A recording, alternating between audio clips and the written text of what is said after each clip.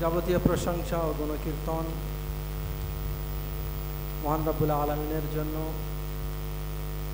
এবং সর্বাধিক দরুদ ও সালাম প্রিয় নবী হযরত মুহাম্মদ মুস্তাফা সাল্লাল্লাহু আলাইহি ওয়াসাল্লামের প্রতি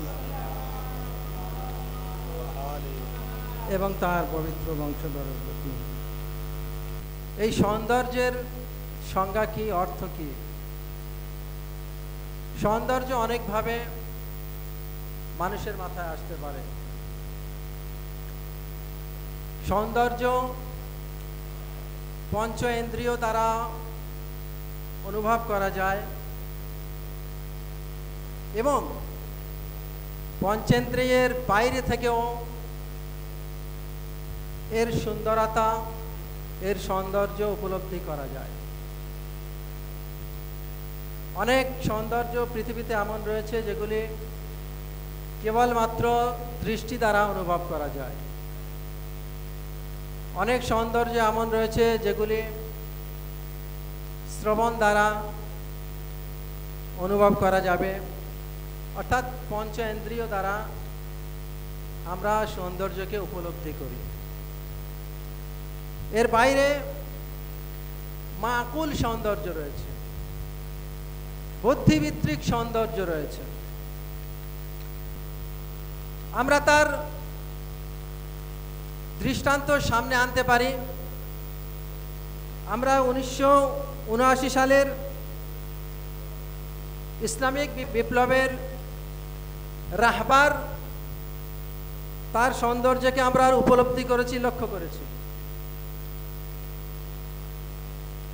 সেই সাথে সাথে তার পাশাপাশি যদি আমি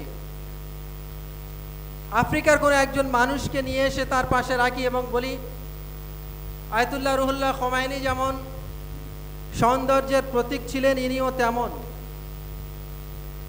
আপনারা হয়তো আশ্চর্য হবেন, বিস্মিত হবেন। কিন্তু যারা জানেন যেই সৌন্দর্য আয়াতুল্লাহ খোমাইনির মধ্যে যে সৌন্দর্য বিদ্যমান, এনার মধ্যে তার থেকে কিছু অংশে কম নয়, তার কাছাকাছি। আমি নাম নিয়ে বলতে পারি, আয়াতুল্লাহ ইব্রাহিম জাকজাকি দেহ অবয়বের মাধ্যমে, তার বাহ্যিক সৌন্দর্যের মাধ্যমে, বাহ্যিক গঠনের মাধ্যমে আপনারা তার সৌন্দর্যকে উপলব্ধি করতে পারবেন না। কিন্তু তিনি যে কর্ম পরিচালনা করেছেন, তিনি যে মিশনের নেতৃত্ব দিয়েছেন, তিনি যে সংগঠন তৈরি করেছেন,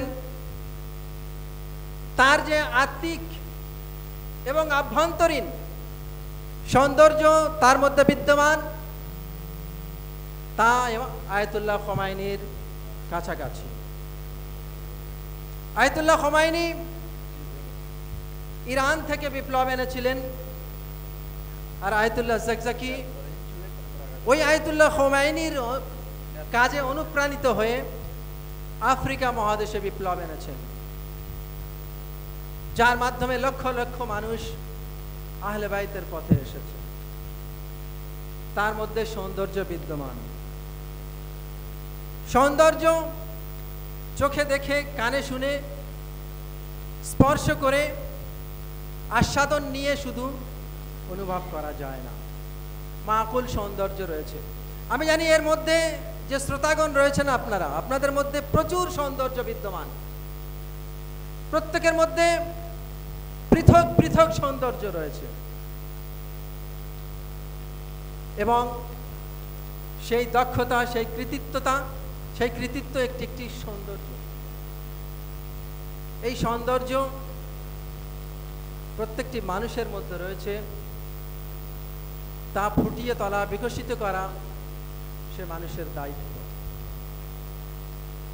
ভদ্র মানুষ সৌন্দর্যের এক অর্থ বহন করে, গুণী মানুষ সৌন্দর্যের অর্থ বহন করে, মনোরম পরিবেশ সৌন্দর্যের অর্থ বহন করে, বৈপরীত্য সৌন্দর্যের অর্থ বহন করে, সমমানের সমগুণতা কখনো কখনো পূর্ণাঙ্গ সৌন্দর্য আনতে পারে না।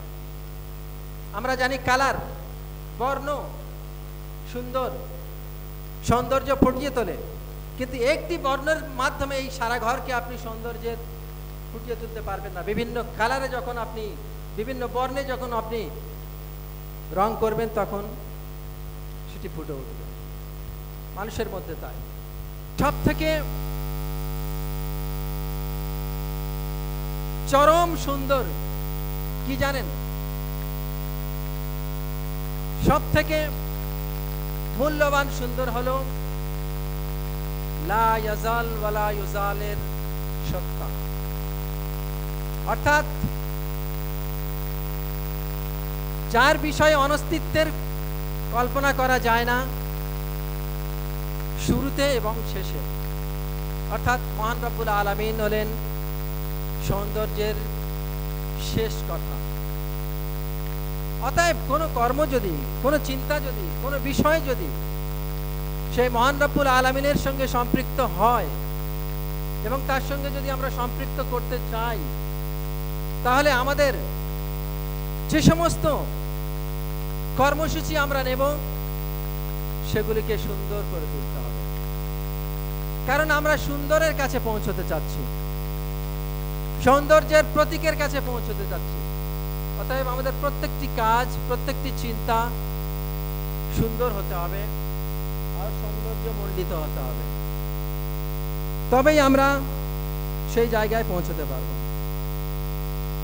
সুতরাং আযাদারি নিয়ে অনেক কথা, কিভাবে তার সৌন্দর্যায়ন করা যায় সে বিষয়ে কথা হয়েছে। আমরা জানি আজান, আমি উদাহরণ দিচ্ছি যে সুন্দর কিভাবে করা যায়। আমরা জানি আজান একটি সুন্দর আহ্বানের একটি বাক্য। ইবাদতের জন্য যে আহ্বান করা হয়, আজান হলো তার সমষ্টি। এই আজানকে যত মনোরম এবং যত সুন্দর শ্রুতিমধুর করে দেওয়া হবে, মানুষ তত আকৃষ্ট হতে পারে এবং সেদিকে ধাবিত হবে। হযরত বেলাল রাদিয়াল্লাহু তাআলা আনহু, বাহ্যিক ভাবে তিনি সুন্দর ছিলেন না, এমনকি তার বাচন ভঙ্গি, তার উচ্চারণ সুন্দর ছিল না। তিনি শিন উচ্চারণ করতে পারতেন না, তিনি সবসময় সিন উচ্চারণ করতেন, শিনের জায়গায় সিন বলতেন। আশহাদু আল্লা ইলাহা ইল্লাল্লাহ তিনি বলতে পারতেন না, তিনি বলতেন আশহাদু আল্লা ইলাহা ইল্লাল্লাহ। আর আরববাসীরা অনারবদেরকে আজম বলে অভিহিত করে, অর্থাৎ বোবা, কথা বলতে পারে না। সেই আরববাসীরা কিভাবে সেটি গ্রহণ করেছিল, এমন নয় যে আপত্তি ওঠেনি। নবী করিম সাল্লাল্লাহু আলাইহি ওয়া সাল্লামের কাছে এসে তারা আপত্তি জানিয়েছিলেন সাহাবাদের মধ্যে যে এনার তো উচ্চারণও ঠিক নয়, ইনি ঠিকভাবে উচ্চারণ করে আজান দিতে পারেন না, কোনো দিক দিয়ে ইনি সুন্দর নন, আমাদের মধ্য থেকে কাউকে মুয়াজ্জিন বানান, তাহলে আরো শ্রুতি মধুর করে আজান দেওয়া হবে, মানুষ আকৃষ্ট হয়ে সেদিকে আসবে। নবী করিম সাল্লাল্লাহু আলাইহি ওয়া সাল্লাম এই প্রস্তাবকে প্রত্যাখ্যান করেছিলেন। কেন? কারণ বেলালের মধ্যে যে সৌন্দর্য বিদ্যমান ছিল, সে সৌন্দর্য তারা লক্ষ্য করতে পারেনি। নবী করিম সাল্লাল্লাহু আলাইহি ওয়া সাল্লাম লক্ষ্য করেছিলেন, কারণ তার অন্তর এত সুন্দর ছিল। এবং তিনি বলেছিলেন